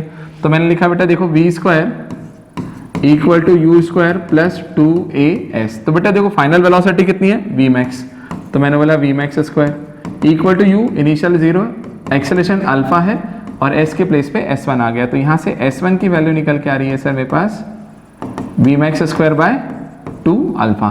तो ये मेरा फर्स्ट आ गया। चलो ये s1 कैलकुलेट हो गया। अब बोला देखना अब अपन निकालते हैं B से लेके C वाली जर्नी। तो बेटा B to C जर्नी पे जाओ और फिर से हम इक्वेशन लगाते हैं। तो V की वैल्यू बताओ फाइनल वेलोसिटी। अब फाइनल वेलोसिटी 0, इनिशियल वेलोसिटी बेटा V मैक्स का स्क्वायर और एक्सेलरेशन 2as में एक्सेलरेशन माइनस बीटा है तो माइनस 2 बीटा और S2 डिस्प्लेसमेंट है। तो S2 की वैल्यू यहाँ से निकल के आएगी, कैलकुलेट करो जरा यहाँ से, तो V मैक्स स्क्वायर अपॉन में 2 बीटा। तो ये आपका S2 आ गया। अब S1 आ गया, S2 आ गया, इन दोनों की वैल्यू को उठाओ और दोनों को ऐड कर दो। तो यदि मैं दोनों की वैल्यूज को ऐड करने जाऊं मैं यही सिंपली करता हूं। तो S1 प्लस S2 जरा सोचना जरा ध्यान से, मैं ऐड करूंगा तो V मैक्स स्क्वायर बाय 2 दोनों में है। तो मैंने लिखा V मैक्स स्क्वायर बाय 2 बाहर क्या मिलेगा बेटा यहाँ से 1 bye alpha plus 1 by beta. अभी तक कैलकुलेशन देखना है स्पेस का। तो 1 bye alpha plus 1 by beta को यदि मैं लिखने जाऊंगा तो मैं क्या लिखूंगा बेटा अल्फा प्लस बीटा अपॉन में अल्फा बीटा। देन आप V मैक्स की वैल्यू पुट कर दो। अब यहाँ पर यदि V मैक्स की वैल्यू निकालने जाओ तो ये रहा। तो V मैक्स की वैल्यू को यदि मैं यहाँ से पुट करने के लिए जाऊँ तो जरा देखो क्या आएगा, अल्फा बीटा स्क्वायर और इंटू टी स्क्वायर अपॉन में ये 2 है और यहाँ से आएगा बेटा अल्फा प्लस बीटा का होल स्क्वायर और यहाँ पे मिल रहा है तुम्हें अल्फा प्लस बीटा अपॉन में अल्फा बीटा। तो देखो बेटा एक स्क्वायर से ये कैंसिल, अल्फा बीटा से ये कैंसिल। तो फाइनल जो रिजल्ट तुम्हारे पास निकल के आ रहा है ना वो कितना आ रहा है देख लेना यार, अल्फा बीटा अपॉन में 2 alpha plus beta into T square. और ये ऑप्शन मुझे दिख रहा है यहाँ पे सेकेंड वाला, ठीक है। तो इस तरीके से जाकर के बेटा मुझे इस प्रॉब्लम को सॉल्व करना था। तो देख लीजिएगा, है ना, ध्यान से। थोड़ा सा कैलकुलेशन में मेरे पास टाइम स्पेस कम था तो इसलिए मैंने ऐसा कर दिया। चलेगा, चलिए नोट करें, नेक्स्ट वाले प्रॉब्लम पे आते हैं। अब देखिए बेटा ये प्रॉब्लम भी हमारे पास एक बहुत अच्छा है ग्राफ का, है ना। बहुत सारी जगह पे मैंने देखा है कि मतलब वो लोग बहुत सारे इक्वेशंस बना करके इसको एक्सप्लेन कर रहे होते हैं। हम चाहें तो हम थोड़ा शॉर्ट में जा सकते हैं। ध्यान से देखिए बेटा, सबसे पहली चीज़ मैं मेरे कॉन्सेप्ट पे लेके जा रहा हूँ जहाँ पे मैंने तुम्हें बताया था स्लोप का कॉन्सेप्ट, है ना, उसके बेसिस पे ध्यान से देखिएगा। द वेलोसिटी डिस्प्लेसमेंट ग्राफ, सबसे पहली बात वेलोसिटी और डिस्प्लेसमेंट के बीच का ग्राफ दिया हुआ है। तो एक चीज ध्यान रखो बेटा, वाई एक्सिस पे v है, एक्स एक्सिस पर x है। तो यदि मैं dv बाय dx की बात करूं तो ये मेरे लिए स्लोप होगा है ना, और जो dv बाई डी एक्स है वो स्लोप है, तो उसके लिए हम इसी चीज को हम किससे निकाल सकते हैं, टेन थीटा की वैल्यू से, ठीक है। तो मैंने बोला dv बाई डी एक्स मेरे लिए स्लोप है, मैं उससे रिलेट करके इस प्रॉब्लम को सॉल्व करने के लिए जाऊंगा। अच्छा लेकिन देखो ध्यान से, आपसे दिया हुआ है वेलोसिटी और x के बीच का ग्राफ, आपसे पूछा गया है एक्सेलरेशन और x के बीच का ग्राफ, तो हम सोचते हैं कि कैसे निकलेगा। तो जरा एक्सेलरेशन को पहले निकालो तो सही x के टर्म्स में, तो हमने करके रखा है बेटा, अभी प्रीवियस क्वेश्चंस में मैंने करवाया है तुम्हें, या आने वाले में करवाऊंगा। तो a इक्वल टू हम क्या लिखते हैं बेटा, dv बाय dt। आप सिंपल से x के साथ रिलेट करना चाहते हैं तो dx से मल्टीप्लाई, dx से डिवाइड। तो बेटा देखो dx बाय dt जो है ये मेरे लिए हो जाएगा वेलोसिटी और ये हो जाएगा dv बाय dx और ये एक्सेलरेशन है, राइट। अब मेरी बात सुनो ध्यान से, यदि हम एक्सेलरेशन के बारे में बात करने जाएं तो एक्सेलरेशन जो है ना वो किसके बराबर आ रहा है, velocity into dv by dx। अच्छा dv बाई dx क्या है, स्लोप, ये रहा। तो मुझे बताओ जरा फर्स्ट हाफ में जाकर के, हम बाद में बात करते हैं, हम सेकंड हाफ देखते हैं। यहाँ पे देखो बेटा, जब ये 200 से लेके 400 के बीच वाली रेंज है, वहां पर जो मेरा ग्राफ है वो x एक्सिस के पैरेलल है, मतलब थीटा की वैल्यू कितनी होगी, 0 डिग्री, तो tan 0 0। इसका मतलब है कि tan थीटा की वैल्यू 0 हो गई तो dv बाई dx 0 हो गया, मतलब स्लोप 0। तो सुनो, यदि dv बाई dx की वैल्यू 0 हो रही है तो dv बाई dx यदि 0 होगा तो एक्सेलरेशन की वैल्यू भी मुझे 0 मिलेगी, ये सेकंड वाले पार्ट पे। तो सेकंड वाले पार्ट पे मुझे एक्सेलरेशन 0 मिलना चाहिए। तो जरा सोचो इन दोनों ग्राफ में कहां पर मिल रहा है एक्सेलरेशन 0। तो देखो बेटा, एक फर्स्ट वाले ग्राफ में है, सेकंड वाले में देखो एक्सेलरेशन की वैल्यू फिक्स है तो ये रिजेक्ट हो गया, इसमें भी वैल्यू है तो रिजेक्ट हो गया। तो हमारे पास अब दो ऑप्शन बचते हैं, फर्स्ट वाला और फोर्थ वाला, क्योंकि इन दोनों में सेकंड हाफ में एक्सेलरेशन की वैल्यू 0 है। अब बात आती है सर फर्स्ट सिलेक्ट करूं या सेकंड। तो अब जरा इस वाले स्लोप पे आते हैं। मुझे बताओ यहाँ पर dv बाई dx जो निकल रहा है, dv बाई dx वही tan थीटा है, तो थीटा ये वाला एंगल है। तो मैं बोलता हूँ थ्रू आउट पूरे लाइन में थीटा की वैल्यू तो कांस्टेंट ही होगी, यदि 30 है तो 30 है, 45 है तो 45 है। तो मैंने बोला थीटा यदि कांस्टेंट है तो tan theta constant, tan theta constant तो dv बाई dx की वैल्यू कांस्टेंट। तो जरा सोचो एक्सेस, यदि dv बाई dx वाला पार्ट मेरे लिए कांस्टेंट हो जाए तो मैं यहाँ पे बोल रहा हूँ ना sir a equals to v into dv by dx, मतलब a is directly proportional to velocity, कि वेलोसिटी के साथ डायरेक्टली प्रोपोर्शनल कौन हो गया, एक्सेलरेशन, कि जिस प्रोपोर्शन में वेलोसिटी चेंज होगी उसी प्रोपोर्शन में एक्सेलरेशन भी चेंज होगा। तो जरा सोचो यहाँ पर वेलोसिटी कैसे चेंज हो रही है x के साथ, ये हो रही है लीनियरली, मतलब स्ट्रेट लाइन के फॉर्म में। तो यदि लीनियरली वेलोसिटी चेंज हो रहा है तो एक्सेलरेशन भी लीनियरली ही चेंज होगा। तो वो सेकंड, ये फोर्थ वाला ऑप्शन है, इसमें नॉन लीनियर ग्राफ है, ठीक है। तो हमारा ये वाला ऑप्शन भी रिजेक्ट हो जाता है and the final answer is this. समझ में?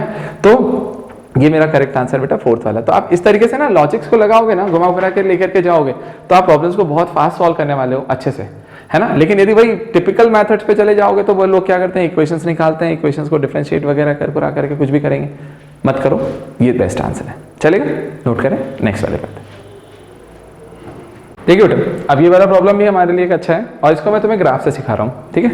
ध्यान से देखिएगा, उसने क्या बोला, एक स्कूटर है जो रेस्ट से t1 टाइम तक चलता है, एक कांस्टेंट एक्सेलरेशन a1 से, ठीक है। देन उसके बाद बेटा वो रिटार्ड करता है, मतलब रिटार्डेशन चालू हो जाता है एट कांस्टेंट रेट a2 से फॉर टाइम t2 टाइम तक में, ठीक। और फाइनली वो कहाँ आ जाता है, रेस्ट पे। तो आपको ये बताना है कि t1 अपॉन t2 का रेशो क्या होगा। तो ध्यान से सुनो बेटा, क्या हम यहाँ पे बताएं, एक चीज सोचो, क्या एक्सेलरेशन कांस्टेंट है सर। क्यों, कांस्टेंट एक्सेलरेशन से गया है, कांस्टेंट एक्सेलरेशन से वापस वो रिटार्ड हुआ है।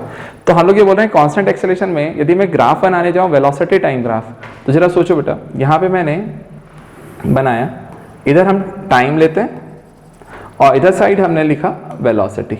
मुझे बताओ वेलोसिटी टाइम ग्राफ में कांस्टेंट एक्सेलरेशन कैसे रिप्रेजेंट होता है, एक कांस्टेंट एंगल पे लाइन बना करके, है ना। देखो, तो मैंने बोला इनिशियली रेस्ट से ही स्टार्ट किया और ये यहाँ तक एक्सेलरेट हुआ होगा।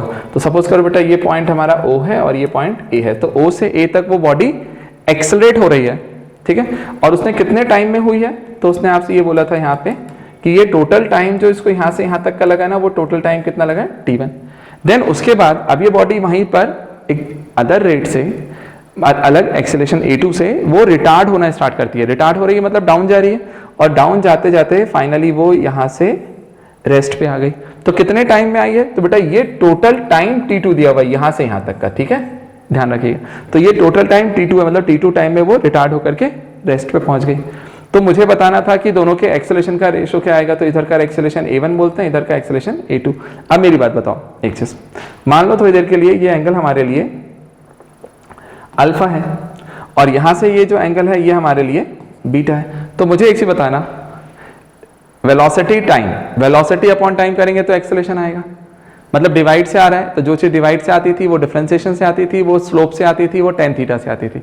मतलब यदि मैं एक्सेलरेशन a1 निकालने जाऊं तो मैं बोलता हूं इस केस में फर्स्ट वाले पार्ट में एक्सेलरेशन निकालने का तरीका है सिंपल बेटा, tan अल्फा निकाल लो।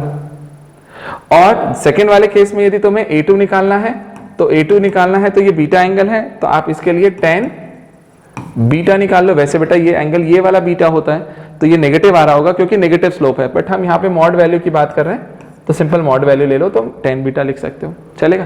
अब देखो जैसे ही हमने tan अल्फा tan बीटा लिखना चाहा, अच्छा सोचिएगा यहाँ पर वेलोसिटी 0 थी, बढ़ते बढ़ते बढ़ते बढ़ते इस पॉइंट पर वो वेलोसिटी मैक्सिमम हो गई होगी कुछ ना कुछ, तो v मैक्स आया और वही वेलोसिटी फिर डाउन होकर के 0 हो रही है। तो सोचो एक चीज, परपेंडिकुलर की लेंथ देखा जाए तो ये परपेंडिकुलर कितना है v मैक्स अपॉन में बेस कितना है t1, तो मैं ऐसा लिख दूं बेटा tan अल्फा की value v max bye t1, तो ये a1 आया।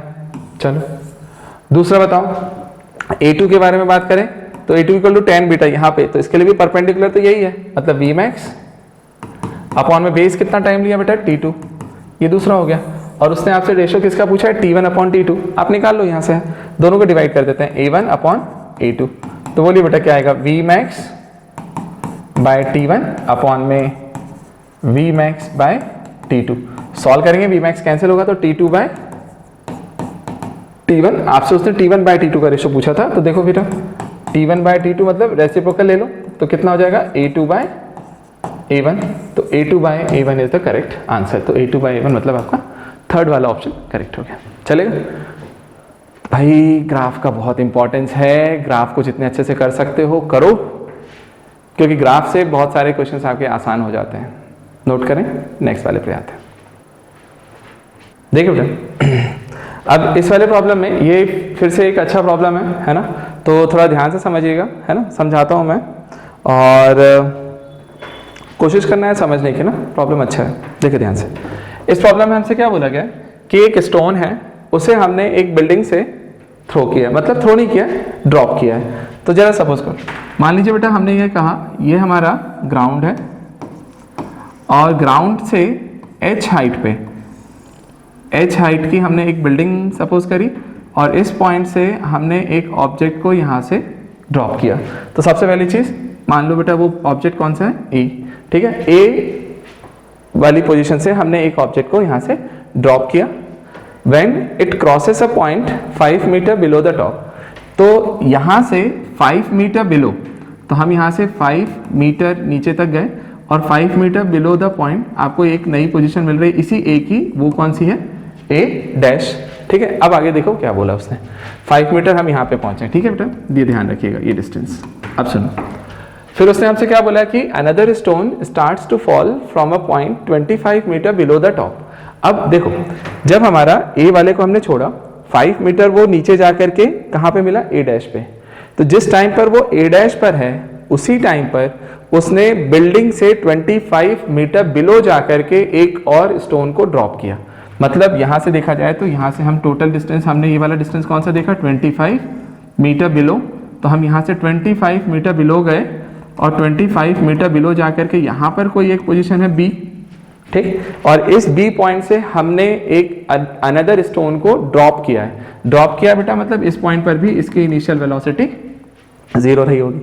अब उसने हमसे ये क्या बोला, हमसे ये बोला कि यहाँ पर ये डिस्टेंस भी दिया हुआ है, राइट, हाँ। अब वो हमसे ऐसा बोलता है कि जब दोनों के दोनों स्टोन हैं, कौन से वाला बेटा, जो A डैश पे था, जब A वाला A डैश पे था उसी समय B वाला भी, तो ये दोनों साथ में ग्राउंड पर पहुंचते हैं, मतलब ग्राउंड को टच करने का टाइम जो है दोनों का वो कैसा है, सेम, तो सेम टाइम पे जाकर के वो दोनों ग्राउंड पे टच करेंगे, स्ट्राइक करेंगे। तो आपको क्या निकालना था, आपको निकालना था कि सर बिल्डिंग की हाइट क्या होगी, आप बिल्डिंग की हाइट निकाल के बताओ, h निकाल के बताओ, ठीक है। तो जरा देखो, अब जब मैं h का कैलकुलेशन करने के लिए जाता हूं तो देखो मैं किस तरीके से करता हूं, ध्यान से समझिएगा। अब यदि हम h के कैलकुलेशन पे जाते हैं तो देखो ध्यान से समझना। सबसे पहला पार्ट आप क्या करो, A वाले के लिए एक वेलोसिटी निकालो कि A डैश पर उसकी वेलोसिटी कितनी होगी। तो हमने बोला बेटा A पॉइंट पर जाकर के हमने इसकी वेलोसिटी निकाली, तो सपोज करो बेटा हमने इसको बोला वी ए डैश, ठीक। तो अपन वी ए डैश निकालना चाहते हैं तो हम सीधे इक्वेशन ऑफ मोशन पे जाते हैं, थर्ड वाली। तो v a dash square v square equal to u square, u initially 0 रहा होगा क्योंकि उसे भी ड्रॉप किया गया है, प्लस 2as है ना। अब देखिए दोनों ही डाउनवर्ड डायरेक्शन में, दोनों नेगेटिव लेंगे प्लस हो जाएगा, तो हमने सिंपल लिखा +2 और a की जगह कौन होगा g, acceleration due to gravity, और उसकी वैल्यू कितनी है 10 और डिस्प्लेसमेंट कितना हो रहा है 5 का। तो ओवरऑल बेटा ये निकल के आया 100। तो वी ए डैश स्क्वायर की वैल्यू 100 है, तो वी ए डैश की वैल्यू निकल के आएगी 10 मीटर पर सेकेंड। अब देखो बेटा जब हम वी ए डैश के बारे में बात करने जाए तो उसकी वैल्यू कितनी निकल के आ रही है 10 मीटर पर सेकेंड। अब सोचो वी ए डैश की वैल्यू निकल के आई। अब सुनना मेरी बात ध्यान से, हमने ये बोला वी ए डैश है। अब मुझे बताओ इसकी ए डैश पर जो स्टोन था फर्स्ट वाला उसकी वेलोसिटी पता चल गई, बी वाले की इनिशियल वेलोसिटी पता है। अब हम लोग क्या बोलते हैं, सपोज करो कि मैंने बोला टी टाइम, हमने टी टाइम दिया और टी टाइम पे ऑब्जेक्ट कहां पहुंच रहा है, ध्यान से सुनना। सपोज करो कि ए वाले को ए डैश से बॉटम पॉइंट जी तक पहुंचने में कितना टाइम लगा होगा, टी टाइम। उतने ही टाइम में बी वाला बी से जी पे पहुंचा है। तो जरा देखो फर्स्ट जर्नी हम लोग जो देखने जा रहे हैं वो जा रहे हैं कहां से, वो हम जा रहे हैं ए डैश टू जी। अब ए डैश से जी पर जा रहा हूं, ए डैश से जी पर जाने का बताओ मुझे क्या आएगा, फिर से लगा दो equation, s equal to u t plus half a t square. बेटा s की वैल्यू बताएं क्या आएगा, s मतलब डिस्प्लेसमेंट है, ये टोटल है ना। तो सोचो जरा ये कितना डिस्प्लेसमेंट हुआ होगा, टोटल हमने बोला h बिल्डिंग की हाइट और उसमें से ये वाला पार्ट, तो ये 5 माइनस कर दीजिए। तो h में से -5 किया तो हमने क्या लिखा h माइनस 5, ठीक है। सिर्फ वैल्यू रख रहा हूं, ये भी है नेगेटिव तो माइनस होगा और एक्सेलरेशन भी नेगेटिव हो जाएगा, सब प्लस हो जाएंगे। तो ध्यान से सुनिए, इनिशियली u वेलोसिटी कितनी रही होगी, इस पॉइंट पर जो वेलोसिटी है वो 10 है, v a डैश, तो उसकी वैल्यू को मैंने 10 लिया। टाइम कितना लिया होगा मुझे नहीं मालूम, तो टाइम को मैंने बोल दिया t और प्लस हाफ a की जगह g आएगा, g की जगह 10 आएगा, है ना, 10 और t स्क्वायर। तो आप यहां से इक्वेशन यदि निकालने जाओ तो h minus 5 equal to 10t plus 5t square, ये आपके पास एक इक्वेशन निकल के आया फर्स्ट, ठीक है बेटा। सेकंड वाले पार्ट पे आओ। अब सेकंड वाले पे हमने लगाया कौन सा, बी वाले को जी तक पहुंचाने में। अब बी को जब हम बी से जी तक लेकर के जा रहे हैं तो जरा सोचिए बी से जी सेकंड वाला स्टोन, टाइम तो उसको भी उतना ही लग रहा है टी टाइम। अब इसके लिए इक्वेशन निकालने जाओगे तो फिर से क्या लगाओगे, s equal to u t plus half a t square. S मतलब ये वाला डिस्प्लेसमेंट कितना होगा बेटा बताओ, ये टोटल है कैपिटल एच और यहां से ये वाला पार्ट कितना आ रहा है 25, तो एच माइनस 25, तो मैंने लिखा h माइनस 25, ठीक है, equals to u initial velocity sir इसकी 0 है, तो u into time t plus half g की जगह पे 10 t स्क्वायर। तो यहां से यदि मैं इक्वेशन निकालने जाऊं तो h माइनस 25 इक्वल टू ये कटेगा तो आंसर आएगा 5t स्क्वायर और ये सेकेंड इक्वेशन है, ठीक है। तो h माइनस 25 इक्वल टू क्या आ गया 5t स्क्वायर, हमारे पास सेकंड इक्वेशन आ गई। अब जरा देखो जैसे दोनों इक्वेशंस आ गई हैं, है ना, तो अपन क्या कर सकते हैं बताओ, फर्स्ट और सेकंड है, या तो एक की वैल्यू उठा के दूसरे में रख दो या सिंपली मैं बोलता हूं आप माइनस कर लो। तो जरा देखो बेटा 1 माइनस 2 करते हैं, मैं चेंज कर देता हूं कलर, ध्यान दीजिएगा, मैं यहां लिखता हूं, है ना। इक्वेशन देखो 1 माइनस 2, 1 माइनस 2 करेंगे तो h और h कैंसिल, ये माइनस 25 प्लस 25 माइनस 5 करेंगे तो 20 इक्वल टू बेटा यहाँ से 5t स्क्वायर कट जाएगा तो 10t, तो टाइम की वैल्यू कितनी निकल के आई 2 सेकेंड। इसका मीनिंग ये है कि जब ये दोनों a डैश से और b से जब दोनों निकले थे तो ये दोनों ग्राउंड को जो टच कर रहे होंगे ना, वो टाइम कितना है 2 सेकेंड, कि 2 सेकेंड पे जाकर के उसको टच करेंगे। अब सुनो 2 सेकेंड पर उसकी हाइट पूछी थी, 2 सेकेंड है, आपसे पूछी थी बिल्डिंग की हाइट कैपिटल एच, वो निकालना है, किसी भी एक इक्वेशन में रख दो, इक्वेशन सेकेंड में ही रख दो बेटा। तो from equation number 2 h minus 25 equal to 5 into t का स्क्वायर मतलब 2 का स्क्वायर, तो h इक्वल टू इधर से 25 गया और ये हो गया होगा 4 इंटू 2 तो 20, मतलब आंसर है 45 मीटर। तो h की वैल्यू जो निकल के आ रही है ना, h इक्वल टू वो कितना आ रहा है 45 मीटर, तो h की वैल्यू 45 मीटर मेरा करेक्ट आंसर है, चलेगा। तो h इक्वल टू 45 मीटर मेरा करेक्ट आंसर, तो ऑप्शन नंबर सेकेंड वाला इज द राइट आंसर, चलेगा। नोट करें, अच्छा प्रॉब्लम है, समझ के रखिएगा बेटा, है ना, देख कर नोट करें। इस वाले प्रॉब्लम में उसने आपको वेलोसिटी और टाइम के बीच में ग्राफ गिवन है, दिया हुआ है, और हमसे बोला कि यार डिस्टेंस निकालो 0 से लेकर 6 सेकंड के लिए। अब अपन बताओ डिस्टेंस निकालें या डिस्प्लेसमेंट निकालें, कैसे निकलेगा। वेलोसिटी और टाइम ग्राफ दिया हुआ है तो वेलोसिटी इनटू टाइम करने से आएगा, और यदि वेलोसिटी इनटू टाइम से आएगा तो जो चीज मल्टीप्लिकेशन से वो इंटीग्रेशन से, जो इंटीग्रेशन से वो एरिया अंडर दी कर्व से। मतलब यहां पर आपको जो टोटल डिस्टेंस निकालना है तो मैंने बोला भैया total distance d equal to क्या आ रहा होगा, एरिया अंडर दी कर्व।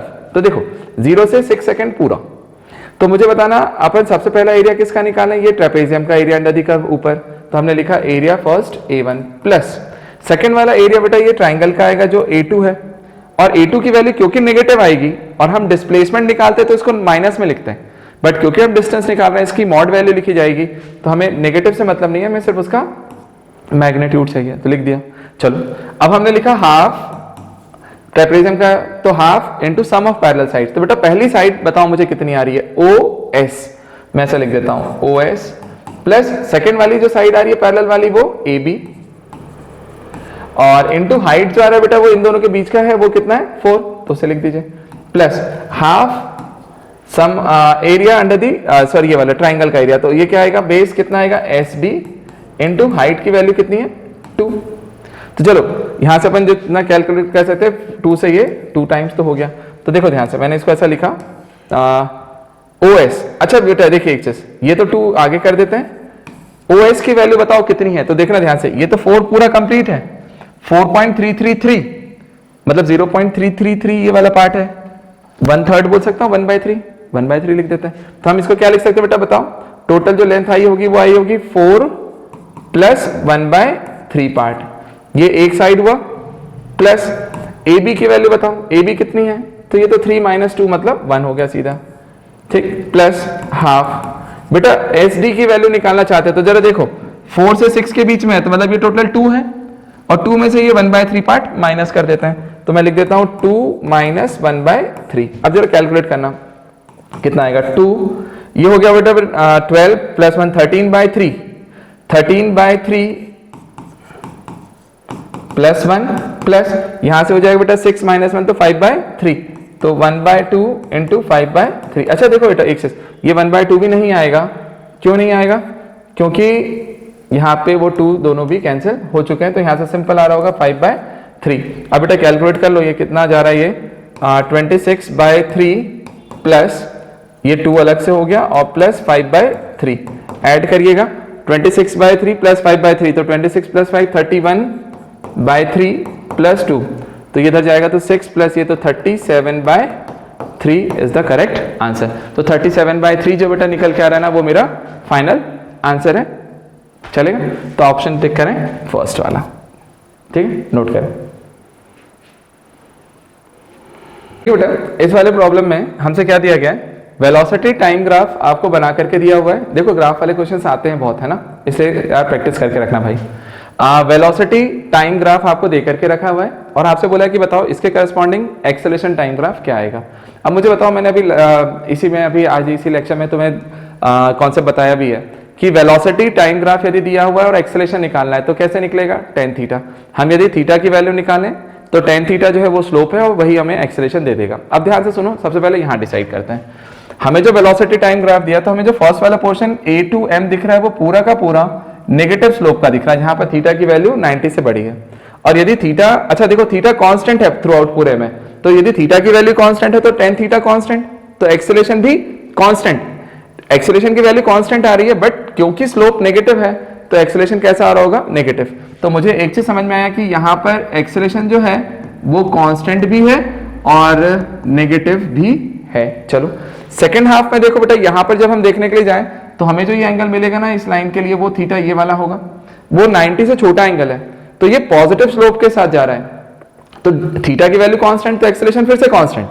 लेकिन अब एक्सेलरेशन की वैल्यू थीटा क्योंकि 90 से छोटा है तो फर्स्ट क्वाड्रेंट में है तो tan थीटा पॉजिटिव है, तो सर यहाँ पर एक्सेलरेशन मुझे कैसा मिल रहा होगा, पॉजिटिव। मतलब मुझे दिख रहा है कि ये इसका जो एक्सेलरेशन टाइम ग्राफ होगा उसमें आधे टाइम पर a से m के लिए एक्सेलरेशन नेगेटिव आना चाहिए बट कांस्टेंट आना चाहिए, और m से b के लिए वो चीज पॉजिटिव आनी चाहिए। तो जरा अदर ऑप्शंस पे आते हैं, ध्यान देना।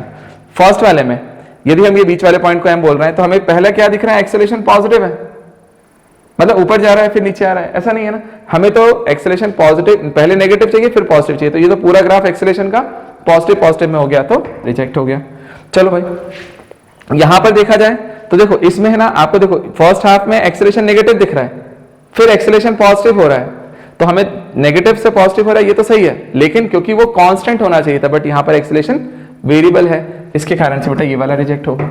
यहाँ पे देखो बेटा, यहाँ पर उसने इसी दो पार्ट को ऐसे अलग अलग पार्ट में कर दिया कि इतने के लिए अलग, फिर इतने के लिए अलग, फिर इतने के लिए अलग, फिर इतने के लिए अलग, 4 पार्ट में। हमने बोला ऐसा नहीं था, हमें ए से लेके एम तक पूरा नेगेटिव चाहिए, तो ए से एम पूरा नेगेटिव नहीं हो रहा, आधे में उसने नेगेटिव डाला, फिर पॉजिटिव, फिर नेगेटिव, फिर पॉजिटिव, तो ये वाला भी रिजेक्ट हो गया। अच्छा, इसमें देखो ए से टी के बीच में ये एम वाला पॉइंट होगा, तो आधे में एक्सेलरेशन नेगेटिव है और कांस्टेंट है क्योंकि एक्स एक्सिस के पैरेलल है, और फिर अगले हाफ में, सेकंड हाफ में वो चीज पॉजिटिव आ रही है, और ये आपका करेक्ट आंसर है। चलेगा, तो हमारा सही आंसर बेटा ये 4th वाला आएगा। डन, नोट करें, नेक्स्ट पे आते हैं। ठीक है बेटा, इस वाले पर्टिकुलर प्रॉब्लम में उसने हमसे ऐसा बोला हुआ है कि एक सिग्नल पोस्ट है, इस सिग्नल पोस्ट को एक ट्रेन क्रॉस कर रही है। तो जैसे ट्रेन क्रॉस कर रही है, तो बेटा मैं आपको यहाँ बना के बता रहा हूँ, जरा ध्यान से समझिएगा। सपोज करो ये एक ट्रेन है, इसका starting point A, ending point B, और जो सेंटर वाला पॉइंट है ट्रेन का मिड पॉइंट वो है एम। तो हमसे ये बोला गया है कि जब ये ट्रेन इस सिग्नल पोस्ट को क्रॉस करना स्टार्ट करती है, तो जो फर्स्ट वाली बोगी है ए वाला पार्ट, वो उसको जिस वेलोसिटी से क्रॉस कर रहा होगा वो वी ए है, तो उसकी इनिशियल वेलोसिटी उसने मुझे यू बता के रखी है कि जो स्टार्टिंग वाला पॉइंट है उसको यू वेलोसिटी से क्रॉस किया। अब क्योंकि बॉडी एक्सेलरेटेड है ट्रेन, तो हर पॉइंट का वेलोसिटी बदलेगा। अच्छा, वहीं पर उसने हमसे बोला जो बी पॉइंट है, जब ये बी वाला लास्ट वाला पॉइंट बोगी का ये क्रॉस करेगा, तो वो उसकी वेलोसिटी जो दी है वो स्मॉल वी दी है। तो उसने हमसे बोला कि जब मिडिल वाला सेक्शन, मिडिल बोगी जो है वी एम, वो जब इसको क्रॉस करेगा तो उसकी वेलोसिटी निकाल के बताओ कि इसकी वेलोसिटी वी एम क्या आएगी मिडिल वाले पॉइंट की। चलेगा, अपन को निकालना है। अब देखिए ध्यान से, हम क्या करते हैं, हम लोग यहाँ पे मान लो थोड़ी देर के लिए, सपोज करो कि जो ट्रेन की लेंथ है वो टोटल लेंथ हमने 12 मान ली। 12 इसलिए बोल रहा हूँ क्योंकि बाद में जाके हाफ सेक्शन पे लगाना है तो एल हो जाएगा, तो आसान हो जाएगा कैलकुलेशन। ठीक है, चलो, तो हमने जरा इक्वेशंस लगाते हैं, देन सोचते हैं। अब जरा सोचो, सबसे पहले मैं ना ए टू बी कंप्लीट के लिए इक्वेशंस लगाता हूँ। तो ए से बी के लिए यदि मैं कंप्लीट की बात करूँ, तो देखो बेटा एक इक्वेशन लगाओ, v square equal to u square plus 2as।